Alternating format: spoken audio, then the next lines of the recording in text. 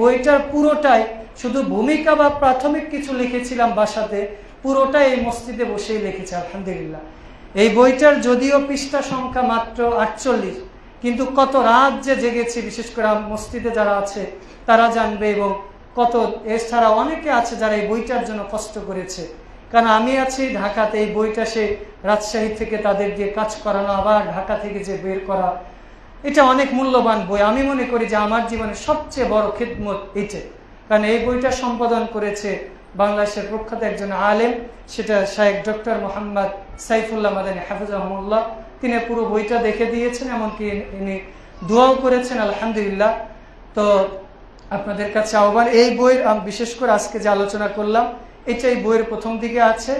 এরপরে আমরা বিশেষ করে এই বইটা মৌলিকভাবে আমি লিখেছি আল আকিদা তাহাবিয়া, আরবি বই।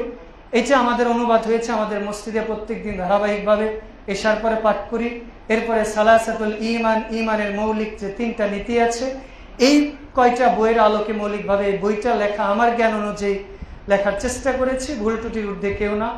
এই জন্য আপনাদের প্রতি উদাত্ত আহ্বান। এরপরে হয়তো যে জুমা আমি খুতবা দিব, তখন আমরা আলোচনা করব যে ঈমান সম্পর্কে যে বিভিন্ন দল আছে, ফিরকা আছে, এইগুলো নিয়ে আমরা আলোচনা করবো ইনশাআল্লাহ।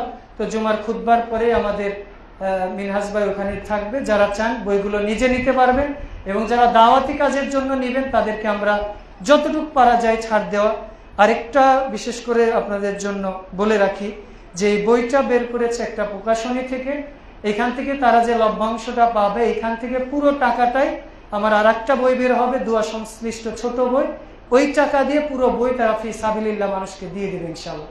তো এই জন্য আপনারা আপনাদের প্রতি আহ্বান, এবং আমার জন্য দোয়া করবেন, নিজে পড়বেন, এবং ঈমান হচ্ছে আমাদের সবচেয়ে গুরুত্বপূর্ণ বিষয়। এটা নিজে পড়বেন এবং মানুষকে প্রচার এবং প্রসার করার চেষ্টা করবেন। আল্লাহ তৌফিক দান করুন, আমিন।